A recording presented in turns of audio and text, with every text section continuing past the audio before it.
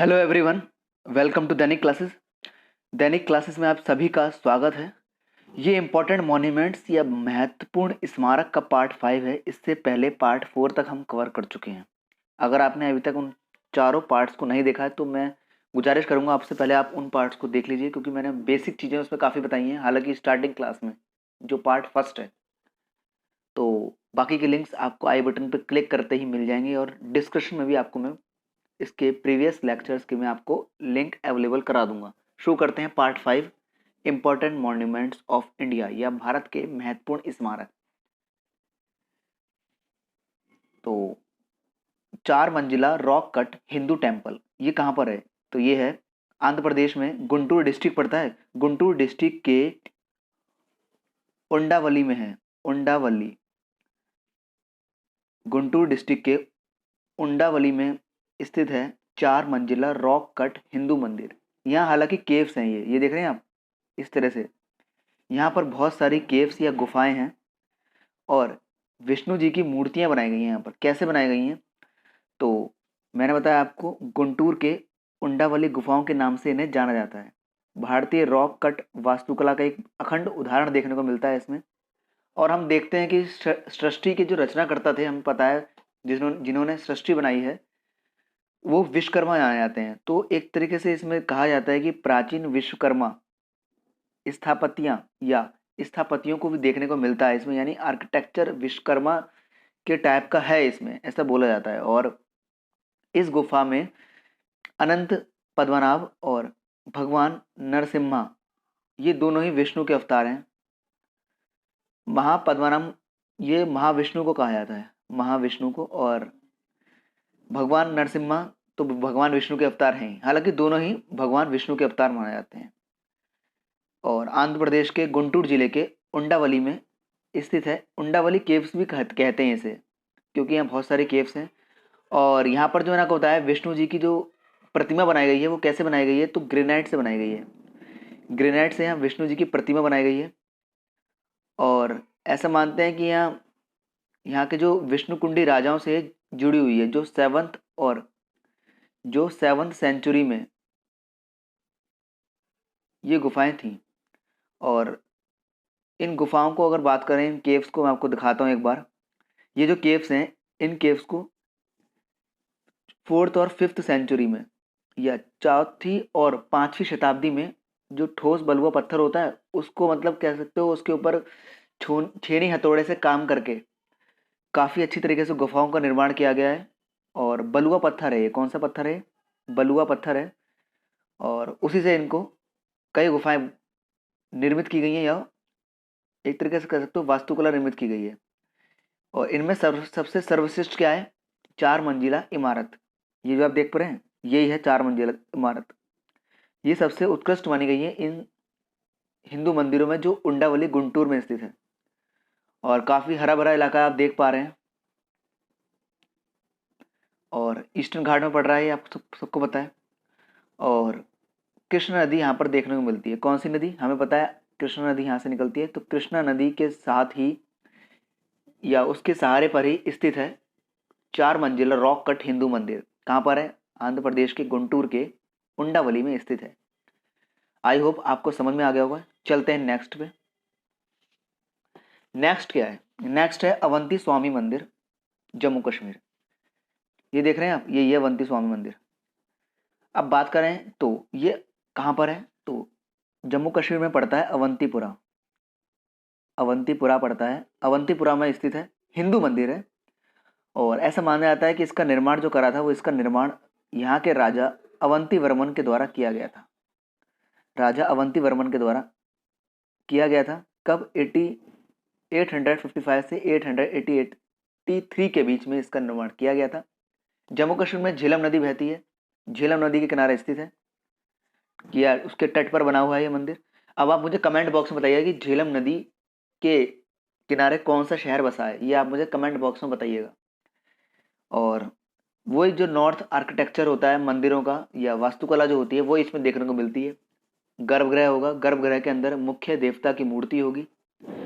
और इसमें एक चीज़ और है कि अवंती स्वामी मंदिर जो है, ये अवंतीपुरा में बता दिया मैंने स्थित है। और एक और चीज़ है कि जब आप गर्भगृह में जाएंगे तो जैसे हम गर्भगृह में जाते हैं, ये टेम्पल होता है, इसका जो गर्भगृह होगा नीचे, तो यहाँ पर जो जाने के रास्ते पर जो जब हम एंटर करेंगे सीढ़ियों की तरफ, तो वहाँ पर दोनों तरफ किसकी, राजा अवंती वर्मन और उनकी रानी जो थी उनकी प्रतिमा यहाँ पर लगी हुई है सीढ़ी के या स्टेयर्स के दोनों तरफ। और हालांकि भूकंप के कारण मंदिर नष्ट हो गया था और अब वर्तमान में आर्कियोलॉजिकल सर्वे ऑफ इंडिया के संरक्षण में कार्य करता है, या वही चलाती है, ऐसे एक तरीके से कह सकते हो आप। झीलम नदी के तट पर स्थित है, जम्मू कश्मीर के अवंतीपुरा में स्थित है क्या, अवंती स्वामी मंदिर। नेक्स्ट पे चलते हैं हम, तो नेक्स्ट पे देखते हैं हम क्या है, बुर्ज होम पुरातात्विक स्थल जम्मू कश्मीर, या Burzahom archaeological site Jammu Kashmir.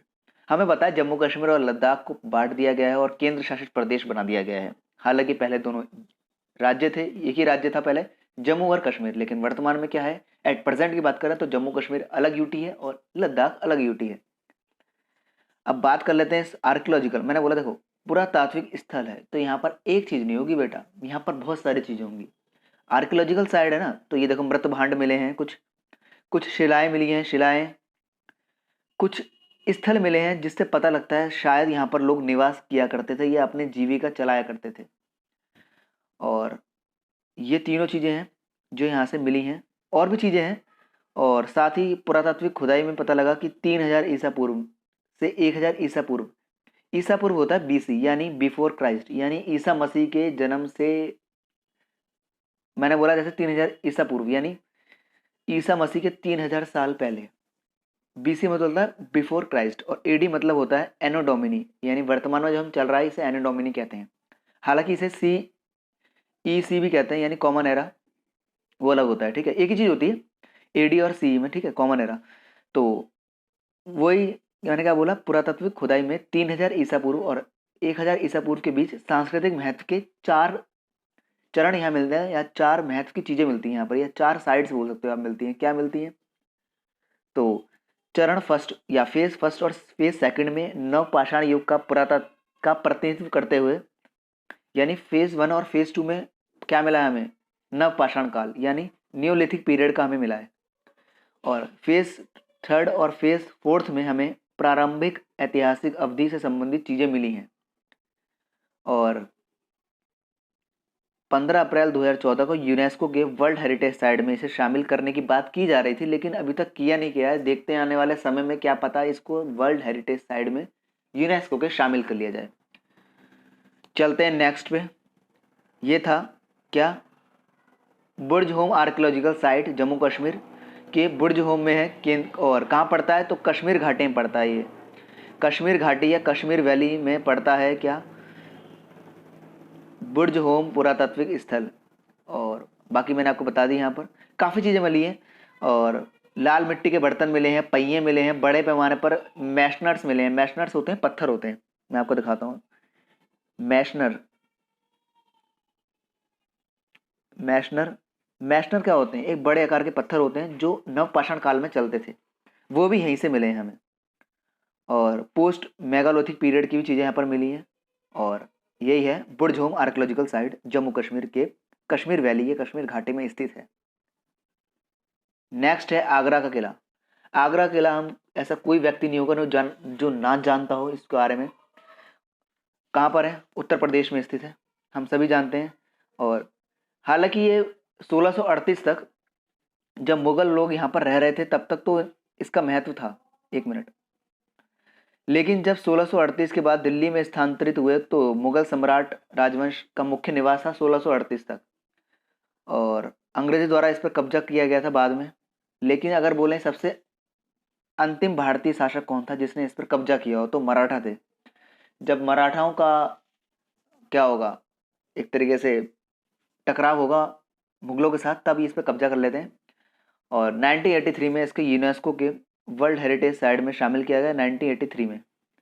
और अगर बात करें तो इस जब इसको निर्माण किया गया था, किसने किया था, हमें पता है कि मुगल शासक जो तीसरे हुए हैं या तीसरे बादशाह जो हुए हैं, अकबर के द्वारा इसका निर्माण किया गया था। और जब निर्माण किया गया था तो बताते हैं कि ऐसा माना जाता है कि यहाँ पर इससे पहले प्राचीन स्थल था। कौन सा स्थल था वो, तो उसके अवशेष देखने को मिले हैं जो बादलगढ़ था, अगर आप इसके बाहर जाएंगे ना, जब आप लाल किले सॉरी या आगरा किले में जाएंगे आप उत्तर प्रदेश के, तो आप बाहर आपको एक नोटिस मिलेगा इस तरह से। तो वो क्या है, वो है बादलगढ़। बादलगढ़ फोर्ट के बारे में बताया गया है, जो यहीं पर अवस्थित था पहले, इसी स्थान पर। और बाद में आगरा किला इस पर बना दिया गया मुगल शासक अकबर के द्वारा। और बाद में सिकंदर लोदी ने भी यहाँ पर, जब उन्होंने दिल्ली पर कब्जा कर लिया था, तो उसने भी यहाँ पर शासन किया था। और पानीपत की लड़ाई में बाद में इब्राहिम लोदी मारा गया था। और फिर इस तरह की बातें हैं, मतलब उनका भी यहाँ पर वर्चस्व रहा था आगरा के किले पर। यूनेस्को की साइड में 1983 में शामिल किया गया, 1983 में। और यही है, जब राजधानी आगरा से दिल्ली ला रहे थे वो, तब इसको छोड़ दिया था उन्होंने। 1638 तक वो रहे थे यहाँ पर। आगरा किला उत्तर प्रदेश में स्थित है और बस ऐतिहासिक किला है। उसके बाद है कालिंजर किला। यह कालिंजर फोर्ट उत्तर प्रदेश में है। ये आप देख पा रहे हैं, यही है कालिंजर किला। ये बुंदेलखंड क्षेत्र है उत्तर प्रदेश का। जो आप जाओगे तो बुंदेलखंड क्षेत्र पड़ता है, या बुंदेलखंड एरिया पड़ता है, तो वहीं पर स्थित है कालिंजर फोर्ट। एक बड़ी अच्छी बात है इसके बारे में, क्या, इस किले को अभेद किला कहा जाता है। अभेद या अजय किला। अजय किला वो होता है जिस पर विजय प्राप्त ना की जा सकते, या ना की जा सके। तो इसका संस्थापक कौन थे, इसको बनाया किसने था, तो इसको बनाया था चंद्रवर्मन ने। चंद्रवर्मन के द्वारा बनाया गया था, जो कि चंदेला वंश के शासक थे। अजय किला था ये। और उत्तर प्रदेश के बांदा डिस्ट्रिक्ट में, या बांदा जिले में, या बांदा डिस्ट्रिक्ट में पड़ता है कालिंजर फोर्ट या कालिंजर किला। और ये था बुंदेलखंड क्षेत्र में, उत्तर प्रदेश के बांदा डिस्ट्रिक्ट में कालिंजर फोर्ट अभेद किला था, और चंद्रवर्मन के द्वारा बनाया गया था, जो कि चंद्रेला वंश के शासक थे। चलते हैं नेक्स्ट पे। तो ये थे पार्ट 5 में जो हमने कवर करे मोस्ट इंपॉर्टेंट मॉन्यूमेंट्स। पार्ट 6 में आपको लिए जल्दी लेकर आ जाऊंगा। उम्मीद करता हूँ आपको अच्छे से रिवाइज करेंगे। ये बहुत इंपॉर्टेंट, मैं आपको अभी भी कह रहा हूँ। अगर आपको लग रहा हो कि ये चीज़ नहीं आएंगी, तो जब आप एग्जाम में बैठेंगे ना, जो आपको दिखेंगी चीज़ें, तो आप इस चीज़ के ऊपर काफ़ी अफसोस करेंगे कि क्यों नहीं पढ़ा आपने। तो ये काफ़ी इंपॉर्टेंट है, और मैं इंपॉर्टेंट ही करा रहा हूँ, फालतू की चीज़ मैं इसमें इंक्लूड नहीं कर रहा हूँ। और लिमिटेड ही मैं लिख रहा हूँ इसमें। देखिए, जैसे मैंने इसमें जो इंपॉर्टेंट था मैंने लिख दिया है इसमें। बाकी इसमें अगर 4 पॉइंट थे तो मैंने 4 ही पॉइंट इसमें लिखे हैं, इसके फालतू नहीं लिखे मैंने। इस तरह से मैंने यहाँ करा है। तो थैंक यू सो मच। मिलते हैं नेक्स्ट लेक्चर में। तब तक के लिए good bye. Thank you so much.